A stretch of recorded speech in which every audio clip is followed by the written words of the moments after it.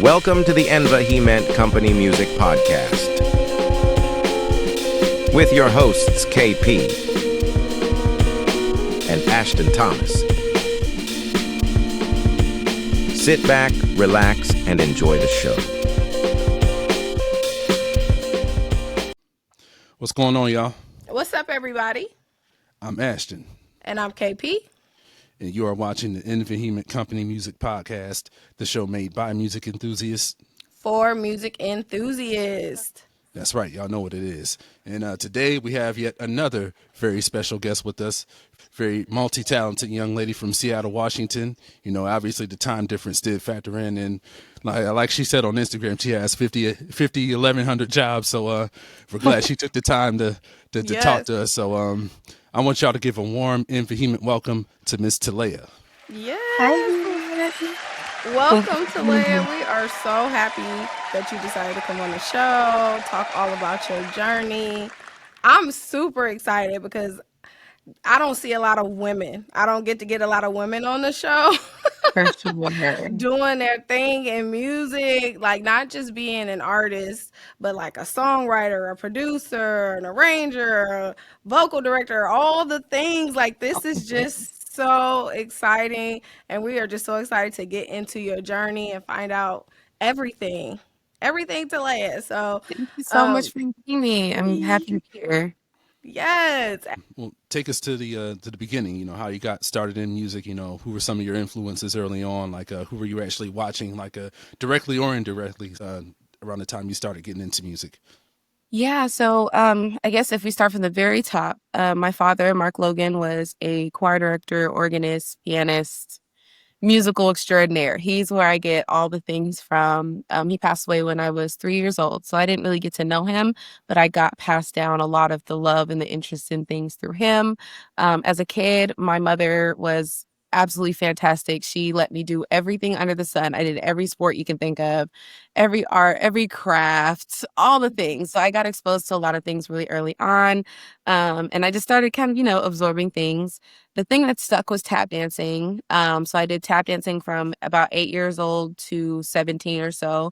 And that's where a lot of my musical knowledge just was very transferable. I took all the discipline, all the musical things, the musical influences, especially from there into adulthood. And so growing up, one of the adults in my life played a lot of like 70s and 80s music only. So that was like my first introduction to like, you name it, funk, the Gap Band, the Daz Band, the Zap Band, the Commodores, Funkadelic, all that, right? So like our parents' music, Yeah. And at first I was like, all he listens to is this. This is kind of annoying. But then I was like, wait, this kind of goes though. So I started to kind of soak that in. And especially during that time dancing, we were only allowed to really dance to things like before the 90s. The 90s and early 2000s was like as far as we could push it for a pretty long time. So a lot of my early music was all old school, classic Black music for the most part. And of course, there was also classical music in there too. I had even tap danced to classical music at some point, did some ballet, did modern. So I had a very, very wide musical influence growing up. Obviously, church. My grandmother, in the church, mother of the church, all the whole nine. But I wasn't really heavy in church growing up younger as much. It was like on and off. And then as I got older, I went back and I started going. Then my mom went back and now we're all there. So yeah, church has shaped everything of who I am. I remember my earliest times being on YouTube and like looking up like electronic music and really getting into that. That was like my introduction into like learning how to curate my own musical taste and style and what I like. And so I was listening to early like Sampha, like XYXX, like super, super just, kind of far out there. And then I started migrating over back to the Black music and I was like, oh, this is so cool. I've never heard this Maxwell song or just whatever it is, So it's really hard for me to like put one influence because it was so broad. But I would definitely have to say my top are like Fred Hammond, Layla Hathaway. I love the SOS band. That's probably my favorite old school band of all time. So yeah, I think I that's a love general broad. Yeah. Yes, I love that. So, like, how old were you when you started like producing your own stuff and like engineering, like tapping into that vein, like where you were like, oh, I think I can do this? Yeah.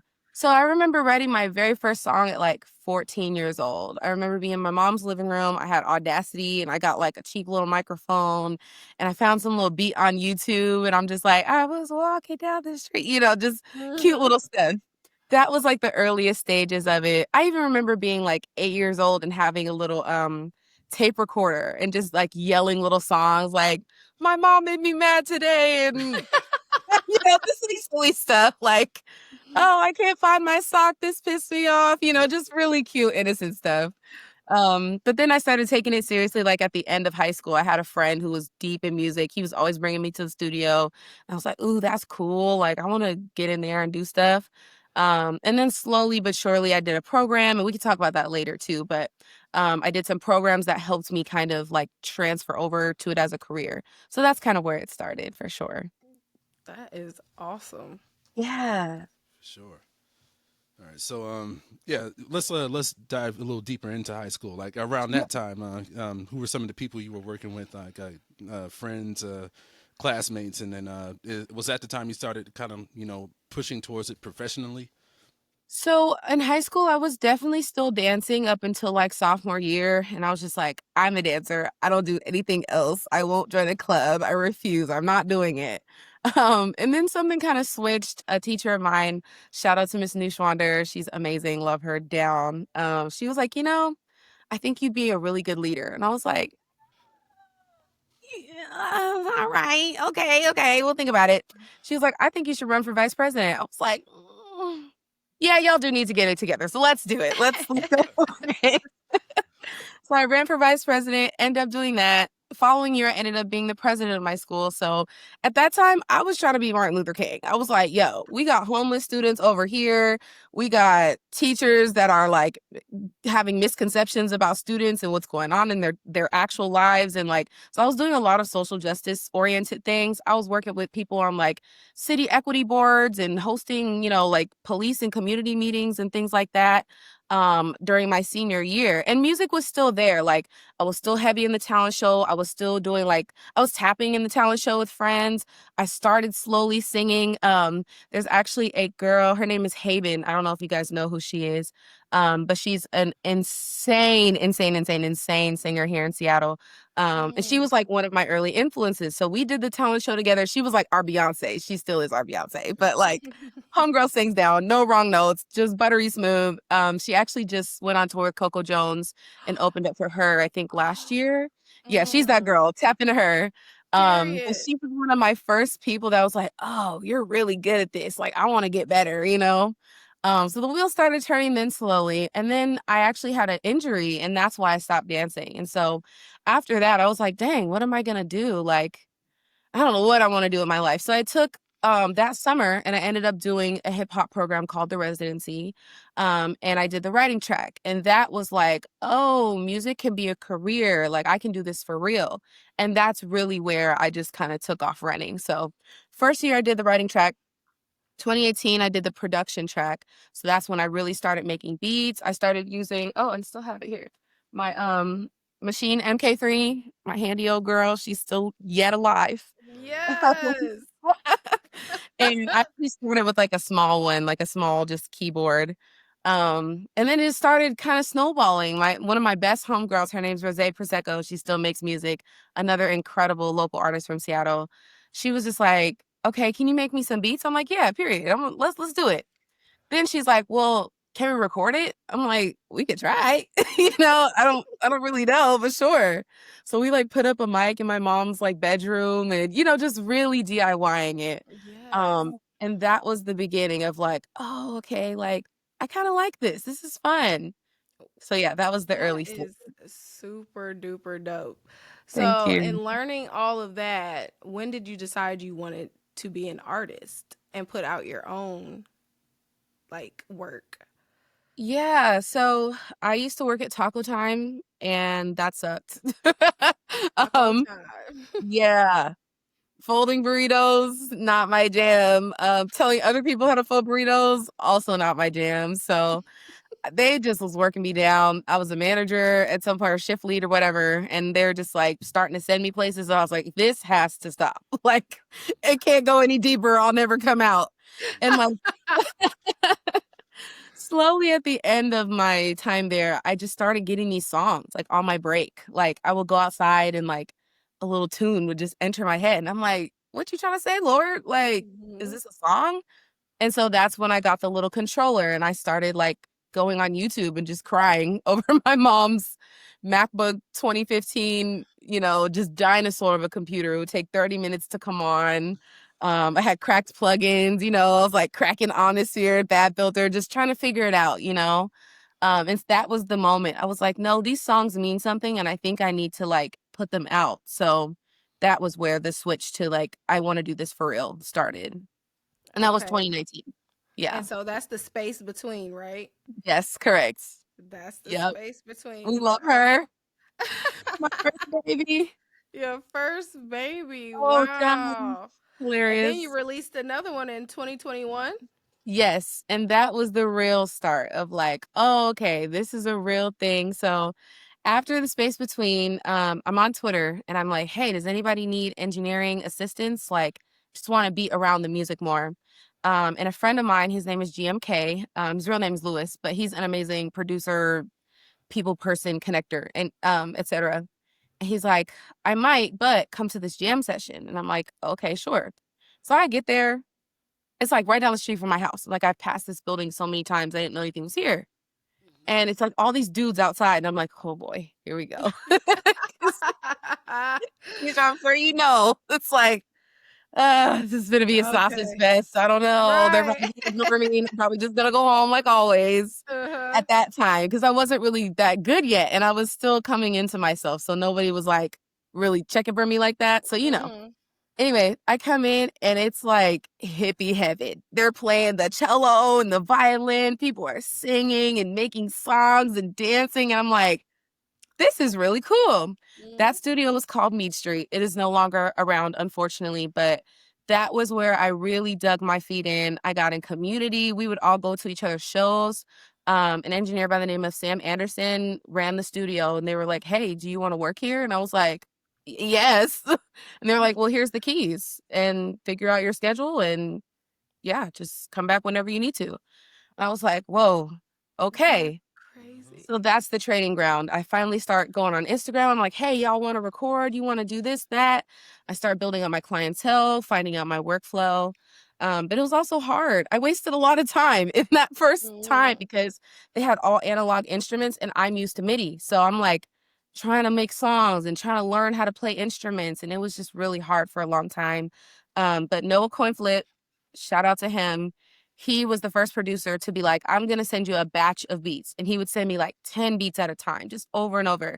And that's how the space between was born. So I want to say that first track, Pursuit of Happiness and Work, those were like the very first two songs of that whole run. And that was during COVID. I remember it literally being orange outside. And I would go to the studio every Sunday night from like 7 p.m. to like 7 a.m. And just, that was like my meditation every week.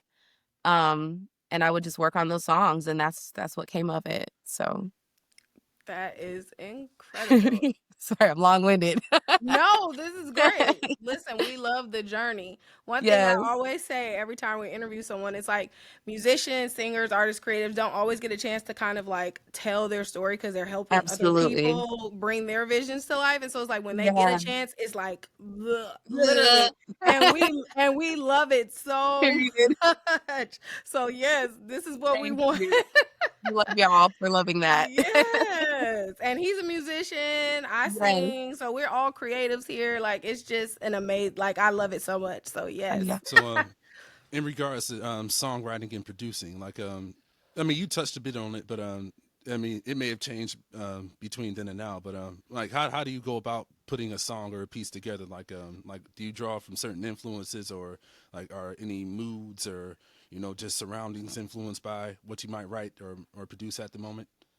Yeah, I would definitely say I'm very reactionary when it comes to like topics. I definitely write about like how I'm feeling in the moment typically. Over the years though, I've definitely started to try to kind of help myself focus more because I get a little bit of option paralysis. Like there's just so many different vibes you could go for. I mean, it's a blank slate, you know, and that can be really hard when you're trying to decide what kind of song to write. And so, like, even today, I was working on my next single and just kind of rearranging some of the drum patterns and stuff.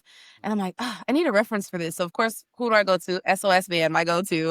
And I'm like, okay, this is the feel I'm going for. So then I'll like A-B it and then just tweak it and like make it my own. So now I do that. But before, it was all vibes. It was just like whatever came, I'm like, oh yeah, that eats. Here we go. And especially in the beginning, a lot of those songs were horrible. I still got a whole lot of songs that were just not good.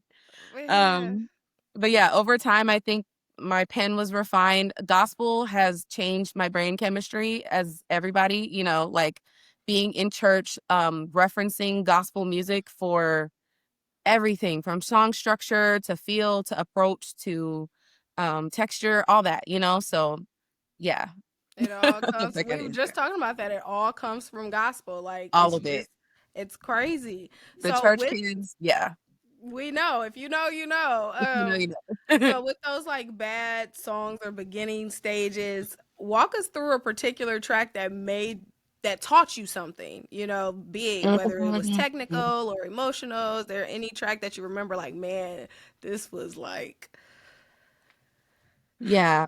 There's a couple of them. I'll do two. So the first song I would say is Yellow off of The Space Between. And it's so funny because that was one of the songs that people loved the most and the longest from my first baby EP. But I remember two different scenarios around that song. The first time I was rehearsing for one of my first shows in the residency. They would do these things called satellite shows where they would feature the artists from the previous year or alumni and let them perform. So I'm like practicing, everything's going good, cool. Got my little outfit on, you know, I'm feeling it, cute. I'm probably like 19 at the time, maybe. So still a baby. And I get on stage and I'm nervous. I'm so nervous. I feel like I can't breathe. I'm shaky. And I'm like, I can't find my starting note. And I'm just like trying to ooh through it and hum. And I'm like, I can't find my starting note. Where do I start? So I just start singing and I knew it was terrible. It felt bad. Everybody was just kind of like, you know, you can tell they're just like, something's wrong. And then, so I was like, okay, maybe that was just a bad performance. Fast forward, I'm practicing for, I want to say it was maybe my first album release show. And I'm practicing with the band and they're playing. They're like, okay, hold up. What key do you want to do this in? And I'm like, what do you mean? They're like, it's in between two keys. And I was like, well, I'll be darned. That's why I couldn't find my note, because it was in between two keys. And I just didn't know, because I'm just like playing it out, you know, just like making up stuff.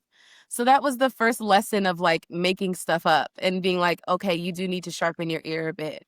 And so once I learned like you have to pick one or the other, it just everything I feel like clicked for me. So yeah. Man, that is a huge lesson, but like, crazy. But wow, that's a cool story though, for real. Like you was just vibing. You was like, it sounds good to me. It's real nice. And you got up there like, huh? Yeah. And I'll even say another song on Existential Souls, Mountains. It was one of the first songs I wrote with oh my gosh, her name is Maddie.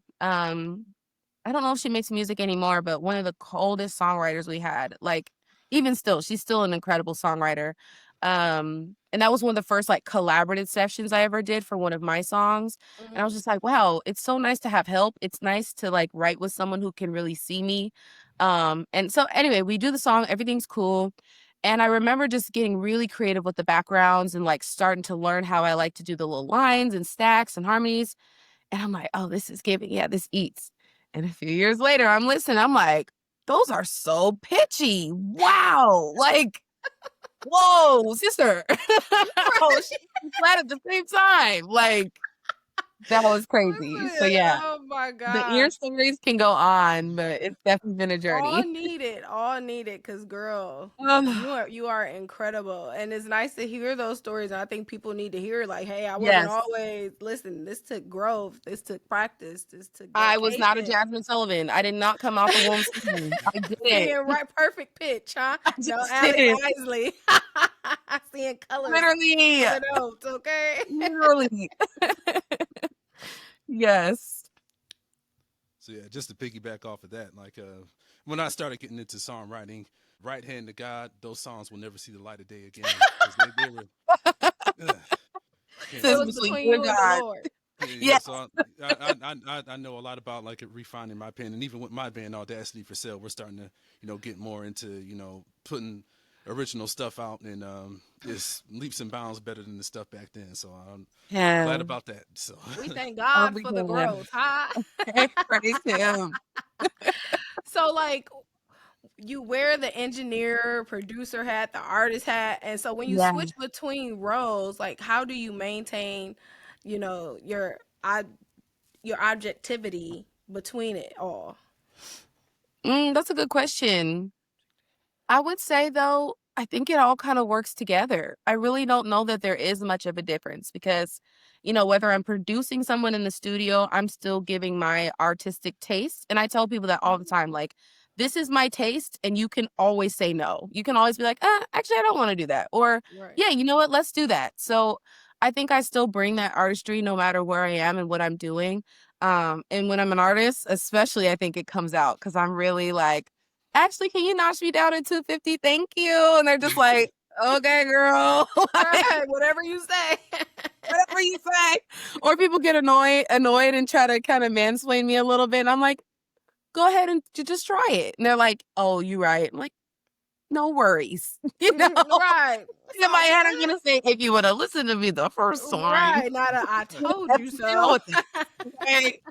But I try to just keep humble, remain calm. Because I think that is one of the most stressful things of wearing all the hats and just doing so many different Mhm. jobs is managing and dealing with people. Humans be humaning.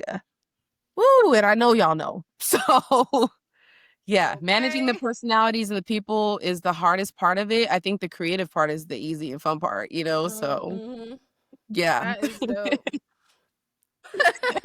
so well, I'll say let's get to the fun part. Like you're also a painter and a designer as well. Yeah. And yeah, a lot of people don't know this. I never painted, but I was always like a big sketcher. And then Nice. even with because a friend of my father, he had a clothing line, and Mm, I was always feeding him like ideas for like different shirts and hats and all period. that. So Yeah. I'm like, how'd you get into all that? I'm interested to know. Yeah, so I think again it just comes from being such a jack of all trades growing up. Growing up I thought I really wanted to be a jeweler at one point. Like I was really serious about like beading and that was kind of my focus. I was doing like seed bead work. I was making bracelets and all that good stuff. So I've always liked anything that sparkles, anything colorful, anything I can do with my hands. And I was kind of sketching starting out in like high school in art class. I always had a ball. And I found that I was really good at copying things, and that was kind of like my superpower, if you will. Just being able to absorb something, recognize the pattern, and like either make it into my own thing or copy it. And so yeah, that's kind of where it started. And then during COVID, I started painting. You can see all my little paintings back there. Yes. I started with that one, this big kind of yellow one in the back. Yeah, that's Um, fire. and then I picked it up again this year and I just kind of ran with it and let it be my break from music. And then like my hat, you can see I love to I bedazzle see. anything. Yes. Anything I can stick a gem on, my nails, whatever, I'm gonna do Period. it. So yeah, that's like I told myself like, okay, music can't be the only thing. Like I have to have a hobby, something that feeds me. Mm. And unfortunately I have turned it into a business even though I was trying to keep it You sound like me, girl. Everything I'm turning into. business. And it don't, it's by accident because I it's just can't like help you it. get good at something and then somebody's like, "Oh, can you do Oh, that I for want one. me? How much you Absolutely. charge?" Every time when I $20. started I getting got good you, at girl. makeup, it turned into the same thing. When I started losing weight, it turned into that Yes. same thing. I mean, Coaching and all literally the things. everything that I get, because I'm the kind of person who, when I start something, I want to like master that Perfection. thing. Yeah, Yes. type A personality. Yeah, you already know how I am. I'm Yes, type A sure. personality, and so I get really great, and then other people Yes. come and they're like, so I don't mean to monetize it or get Yes. no LLCs, but it just be, Can't help it. but it just end up turning out that Um, way. So I resonate literally. with you deep with that. Girl. 'Cause Every time I see you post, I'm like, I feel like I see me and you see me. Like we we are so see each similar in that other. way. We Yes. because it's off the record. Because I'm gonna reach out to you. I've been wanting to do a song forever, Oh, let's like do just a it, song girl. for I love myself, like you. not for Yes. just for me. And I'm like, I feel like Yeah. you are the one. Like I'm Oh, sitting here, got like Lord, I you. feel like, You feel it. You man, feel the I connection. feel it. Yes. It's So very just much stay giving twin tuned. too. It doesn't help that we kind of look like each other too. Exactly. I'm like, it's just, I'm just feeling this Yeah. vibe. Like it's Being gonna be, yeah. sisters. Let's do Okay. it. I'm down. Yes, let's do it. So not speaking of that, but I did have a question about Seattle. So like, Yeah. how does the Seattle scene support the artists right now? Like, where are you finding it to be a good community for music out there? I know a couple of people in Seattle, a couple Yeah. musicians, but like when I ask about the scene, they're really like, so I want to get your thoughts on it. It's rough. It goes up and down. I'll say that because I want to say during COVID, it was booming. It was like it felt like it was just the place to be. Like I Mm, said, we had a collective and we were like going to each other's shows. We were collaborating. We were doing group stuff. We were even trying to like plan a tour at one point, and that didn't really happen. But I mean, there was just so much motion, and it's like we was outside when everybody was inside, and we should have been inside, but we still wanted to be outside. yes. So it was just this really magical time. And I'm still connected to a lot of those people. There's some people that I'm not, but there are a lot of people that I am still friends with and connected. But you know how that stuff goes. Everybody starts dating, everything falls apart. It's typical, typical odd future, whatever. It's like every collective has their kind of peak and then the point where it kind of fades away. And so Hmm. I would say now Seattle's just very disjointed. There's people that have been making music as long as you've been alive and you'll never meet them. And Mm. everyone knows them, but you've just never met them. Or there's people that nobody knows and you're like, why does nobody know you? Like Right. I I have the privilege of working with a lot of first-time artists. And it's been amazing because it helps me reaffirm the things that I've learned and gained from others. And I also get to help kind of curate the next generation, if you will, with good practices and, being able to surpass a lot of the BS that I had to deal with just figuring things out. But at the same time, I come across people where I'm like, why are you not signed? Like, and I hate labels, but you should be Right. signed. You're like So, like, you. you, we're getting full dance breaks and custom costumes and full produced video. I'm like, it just feels like a gold mine in a way. And a Hmm. lot of people have tried to do things, but no one ever really like sends it. Like, we don't really have labels. It's a city for kind of punk and tech. That's like Yeah. what people come here for. People don't think of R&B when they think of Seattle, but there are a few of us that are just really holding it down, and I'm really hoping that we get that exposure that we need soon and the support. So Yes, I Certainly. love that. Oh yeah, my I gosh. know. Have we talked about the artist consultant? I think she kind of mentioned that in a way. Like, how did you get into like artist consultant? How did you get into that Yeah, field? just being a friend and that turning into being a friendager and being like, you need me to call them? Like, Hmm. I Hmm. will call them and tell them to stop playing with you, or just being like, Ooh, you sound like me. Like I will stand up for I you. will stand in the gap, or just being like a friend being like, hey, I have my first show and I have no idea how to put a band together. And I'm like, okay, well, here we go. So now it's like boot camp and I'm having them in my house and we're rehearsing and I'm giving them stage coaching and like using that dance knowledge to be like, what are your arms doing? Just all the little things.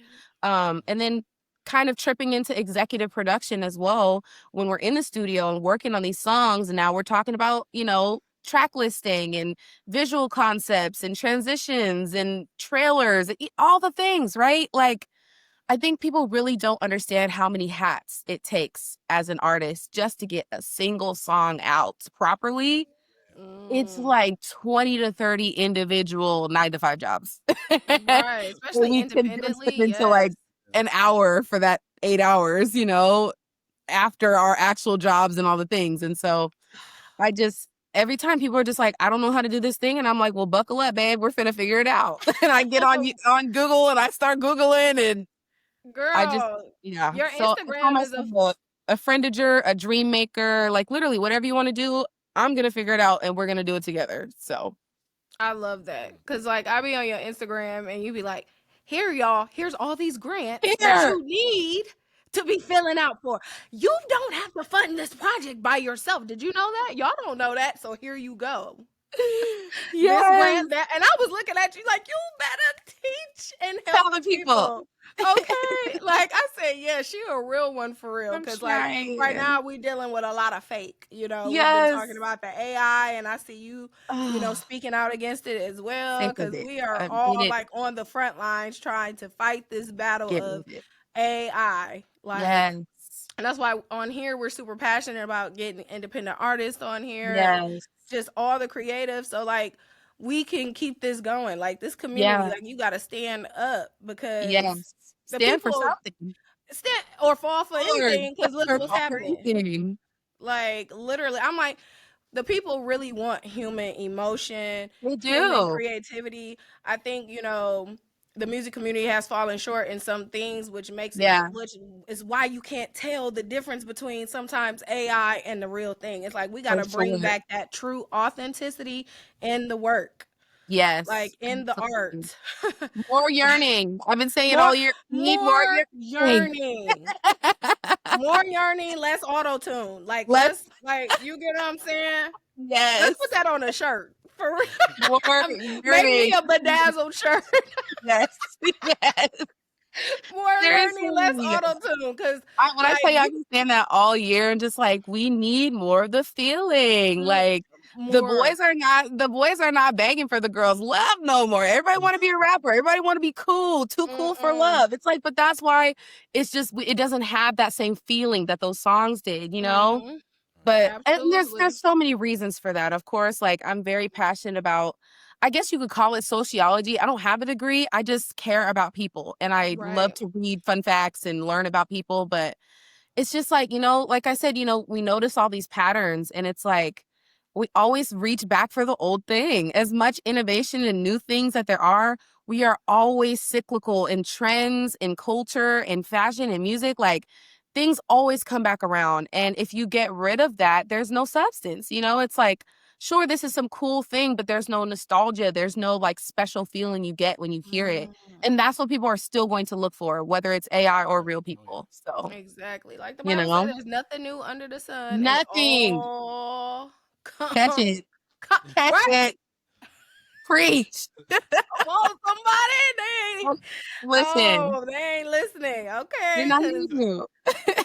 you've self-released a lot. How do you balance the creative control versus needing like outside support, like promo, distribution, Yeah, that kind of thing? that is a new thing. God is working on me. I'm like, Lord, I need help. And then he's like, every time I send you help, you still do it yourself. And I'm like, you have a point. Well, I'm still working on that. A lot of it just comes from being so particular. And I definitely think it just comes from being on the spectrum. I am wholeheartedly convinced that I was misdiagnosed as a child. I was diagnosed with ADHD at 8 years old. I really think I'm more on the autism spectrum just from the Mm, like just how particular I am. Like I feel a reaction in my body when something is not the way that I envisioned it and I have to mhm, make it right. And it's like I would rather just do it myself than beg somebody for 10 versions and they're sick of me. I'm sick of them. They, you know, all the things. It's like, I'd rather just do it than mhm. beg somebody and get them to come out of their own creative practice for what I'm envisioning. So I just learned to do everything. Every time it's rollout, I learned how to edit my pictures, make my cover art, you know, do the schedule, whatever it is. It's like, I'm just a DIY girl. I'm gonna look it up and I'm gonna figure it out on YouTube, TikTok, somebody's platform. So Girl, listen, that's us right now, or me anyway, in the thick of yes, like figuring out how to do editing. And I never marketing. did any Yes. of this stuff. I'm just like, Yeah. Lord, and I don't got hundreds and hundreds and hundreds of dollars to be paying somebody, like you said, to be doing Okay. stuff, doing a 2 minute video, and it may not even come out And as you want to charge authentic me as I would have wanted $2,000? to be. Now, mind Yeah, you, like get your ring, get your money, but I'm not a corporation. I'm one okay, person, you know? Like, working a 9 to 5, okay? Like literally, like I don't got it. and that freelance budget ain't nothing nice. My God, today Okay. it's Like been better speaking of recently, but yeah. okay, What were like we so saying? speaking of money, like Yeah. for artists trying to release polished stuff or whatever, like what should they spend their money on in your opinion? Like what should their budget look like? I would say, I mean, honestly, I would say spend the money to get it properly mixed and mastered, of course. If you, now this will be against what most people say. A lot of people, I've gotten a lot of flack over the years of being like, if your engineer is, and mind you, this is only from kind of a small group of people who are saying this, but it is kind of an industry thing. They're just like, if you have one person doing everything, you're kneecapping yourself or you're shooting yourself in the leg. And it's like, we are doing what we have to do. We are not labels. We don't have label budgets. If I can go to one person and they're a one-stop shop, then I'm gonna do that. And I recommend someone do the same. If you can Mhm. hire someone to record, mix, and master and it's still quality, do that. Don't let nobody shame you into thinking you have to go hire a mastering engineer and a separate like Right. that's big budget, big money things that we don't got. I would Okay. definitely say learn how to do your own content. I would say learn how to even shoot small pieces of content on your phone.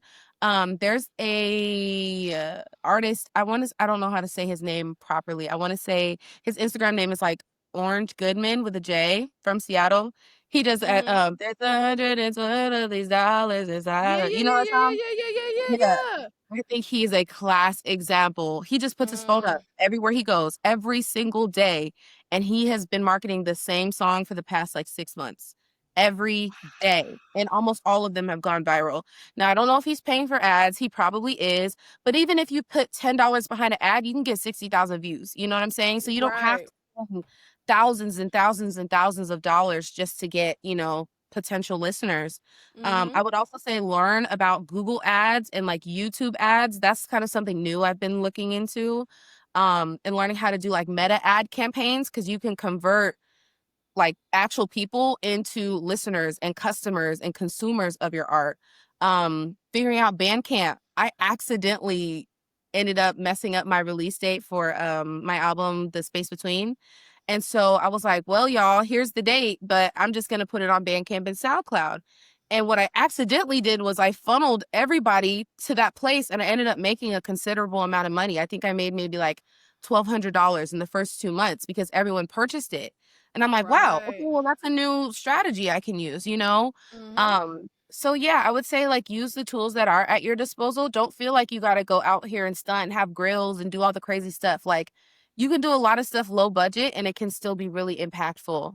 Um, so yeah, I would say just like there's certain things that you want to spend money on. Like maybe don't do 3 photo shoots a month. Maybe do one a quarter. If there's someone you know Mhm. whose prices are reasonable and the quality is good, work them pictures, baby. Get on CapCut, Period. do some little lyrics, do some little, Shout out to what you CapCut. gotta do.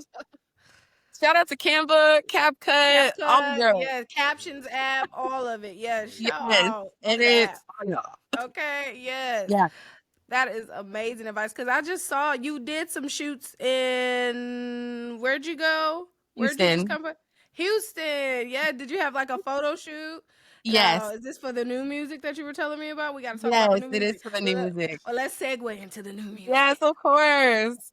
So I'm speaking of help. So I was like, you know what, Lord, I am gonna step out on faith. And my homegirl, Oya Storms, also an incredible, incredible, incredible artist, one of my day ones.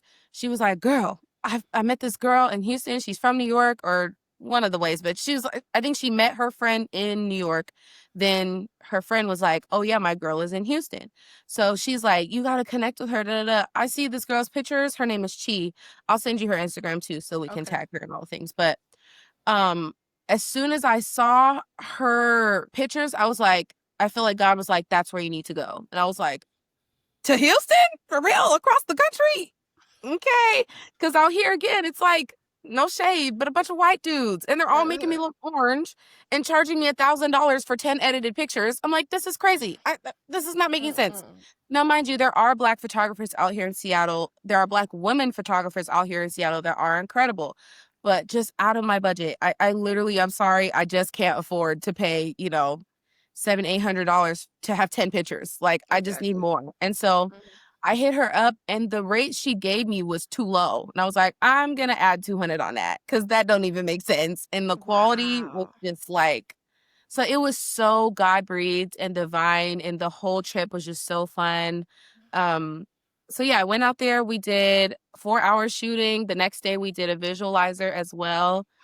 So yeah, I feel like that was my sign to be like, this is the year you're gonna step out on faith. You're gonna travel. You're gonna just get to that next level of your artistry. So I am so grateful. Oh, I love that so Such a much. blessing. I'm So so can grateful. we know a little bit more about the new music that's coming out and Yeah. when and Yeah, of course. Okay, so it'll definitely be in like Q1, quarter one, coming out strong with a single. I don't have a date yet. We're working on it. Literally just finished the song up today. So now I need to like get all the things, you know. So yes. it'll be a single first. The single will funnel into an EP, and then that EP will turn either into an album or it'll be like a deluxe version of the EP. I'm still kind of figuring out how I'm gonna package it. But there are love songs. I've been sitting on these love songs for like I want to say 1 or 2 years. And life was lifing, you know, it's like writing love songs during a breakup is kind of crazy. So it's Girl. just like, what do I do with these? How do I do any of this? And I just needed more time. And so Mhm. now that I've had the time, I've sat on it. I know how I want to package it. I know how I want to do it to where I can still stay true to my feelings, but also just like express how I felt throughout Mhm. all those times. And yeah, me and my ex were cool. That's my dude. We're like super, super cool. I still record his music. Like we're so chill. So I everything love worked it. out. Yeah, it's gonna be great. I'm so excited about that. Yeah. So yeah, January and February you can look out, and then probably like April, May for the rest. Oh, I can't wait. We will Just be getting shouting it out old. over here. Like, Oh yeah, I yeah, certainly. yes. Okay. Yeah. Okay. I'm gonna shut up. Ashton, you got some. know. Oh yeah, a few. Well, I don't know how easy it'll be for you, but so let's get a Mount Rushmore of singers and then a Mount Rushmore of producers. Let's do Oh that. Lord. Okay. Singers, Layla Hathaway, immediately. She's Yes. George Washington or whoever's the biggest. Yes, up there. Fred Hammond, he's always up there. Samara Joy, she's up there. I saw your post today. Keisha, is that her new Oh yeah. single? That was her Christmas album that she had put out. I want to say she put that out last year. Yeah, Hmm. she's high on the list. Hi. Um, who would be the fourth? Oh Lord. Honestly, right now, Lisa Knowles Smith. Love her down. Emma Mhm. Quartet Ooh, baby down. So yeah, quartet in a bag. Like I'm just like, Lisa. love her down. Love her everything she does. Yeah. Producers. Let's see if I can actually name four. I mean, forget people's names. I'd be like, knowing what they did, but I'm like, ugh, what are their I can't names? think of what's your name. And producers Number have one, those different names. So right? Number one, Lex Luger. Love him down. He like influenced all the trap things in my life. He's number one. Number two, I would have to say like Jimmy Jam and Terry Lewis. I mean, like OGs, you know, Yes, super hmm OGs. the goats. Dark Child, even though he been, yes, yes. but yes, he's still up there. Mhm. Who's number four? I'm trying to think of like gospel producers. Mm. Mm, that's the thing. I'm like all this old music I listen Ashton, to. you know gospel producers. What's some gospel producers? Yeah, help us. Oh, I know Thomas Whitfield. He produced a lot of Vanessa Bell Armstrong stuff, and Thomas Okay, Whitfield. he's Michael high on my Brooks. list. God rest his soul. He produced a lot of stuff for commission, and then Lisa Page Brooks as well, and other artists. Um, We're gonna who say else? Thomas Whitfield immediately because Thomas I Whitfield. love Okay. him and I genuinely love his music and everything that came from him. So How yeah, did I that's a not good think of one. that when we sing so much of Thomas Whitfield stuff? That's crazy. All his stuff. Oh my gosh. That is crazy. Oh my Yes, Sure. goodness. Oh, that and if list we could is. add one honorary mention is Melvin Crispell the second. So Yes. Melvin's dad, he wrote everything and Yeah. nobody talks Yes. about it. Come He on. wrote all of Hezekiah, all of Ricky, all of James Hall, all James the Hall, hits. yes. That's him, all of it. So I've been screaming that Yeah. from the mountaintops Oh yeah. because we got to put some Period. respect on his name. For sure. Yes. Then that's dope. And then we do something else called the soundtrack to your life. So Okay. if you had a biopic, what songs would you want to be on that soundtrack? Oh gosh. That's a great Give, question. give us. What songs would I want to be on there? Probably some screaming and hollering. Like, would that be insane to have like a crazy just choir bump and it's like just me painting and it's like something about the Holy Ghost. Hey, hey. Like literally all I listen to is gospel. And even that Okay. particular music, that's all I listen to. And I'm like starting to kind of maybe think about going into gospel. But it would definitely have to be like one of my favorite Lisa songs is Right on Time. I love that song. I love Up. Up is my favorite song. It would be that song. It would be Up by Lisa Noel Smith and the Brown Singers. Yep. Period. So just the one? Yeah. No I others? think that would be She it. said that's it. That's it. Just on loop. That's it. That's funny. That's it. And I always like to end with what advice would you give, and especially as a woman, other women who want to get into not only being a singer, but or a Yeah, songwriter, but who want to get into like production, the production side, because I feel like it can be intimidating, for like you said, sure. sausage fest. So, That's so so what advice would you give young women who want to tap into that side of their creativity? I would say always be curious. Always follow your gut feeling. And literally just never take no for an answer. If you know deep down in your spirit something isn't right, something is right, you're probably right. Trust that intuition. Um, my mom, one of her best advice she's always given me from a child was just like, you can do anything, you can learn. And so I try to tell myself that. It doesn't always work because, life be life and whatever, but for the most part, it's really rang true. And don't ever let anyone put you in a box. Like, people will treat you in the way that they see you. And I'm still dealing with that of people like sunning me or mansplain. I get mansplained to all the freaking time. And I just have to remember, like, I'm not as small as these people are making me. And I'm gonna go so far in life and I'm gonna look back and laugh because they're gonna be like, I never thought you would. Of course you did it, because you're Of not course me. not. And you don't have the vision for my life that I have. So Yes. trust that vision, trust that intuition, stay curious, and just go for it. Don't let anyone tell you no. Be hard headed. Period. Yes. Period. Period. What's that quote that they talk about? And I see it right in my head where they talk about what is it, like women being cooperative. You know what I'm saying? Like when they Yes. cooperate, they don't make noise or something. It's you know what I'm talking I about. know It's what you're that you saying. know exactly what I'm talking about, that Yep. quote. But that's pretty much what you're saying. Like y'all Yeah. go out there and y'all do the thing. Don't worry Wreak about it. havoc. Like, Period. Yes. Go out like, there. and Make I would some even say noise. be be kind, but don't be nice. Yep. That's Because my motto. period. That's Keisha's motto because I'm known for being. I was nice. I used to be Yes. real, like a not. I'm kind, Yes. and I'm I like I will have to treat be you with so much kind. love. You will feel like you just left your grandma's house every time we get together. Exactly. However, give me my money, send me My that thing respect. back, whatever, you know what I'm Period. saying? Whatever it is, it's like, Mhm. we got to stop being like, oh, it's okay when you know it's not okay. Like, Mm-mm. literally just be like, you know what? Actually, that's not really cool. And we're going to Mhm. figure something out. And we're So, gonna figure something out, yeah. and that could be for everybody. Because I just watched that Diddy documentary, and some Oh, different people man. they should have been kind and not nice. Cause, And not nice. huh? My God, So today I period. was watching the clips like, this is looking rough. Man, listen, I was just talking to another homie before this. I said, man, I Oh, gotta go. Gotta do what an a interview, but time. just know. My I, Lord. but yeah, I be clowning on here, girl. Listen. I'm right there with you. So Foolishness. where can everybody find you? Where can they find Talaya on socials? Yeah. Let us know. You can find me at talaya.music on Instagram. I also have a website, talayamusic.com. You can find everything there. You can go through all my old pictures, all my music, all my interviews, anything you need to know about me, you can find there. I'm also on Threads, usually talking about politics. That's kind of my political side where I'm like, what did they do today in the White House? This is Exactly. crazy.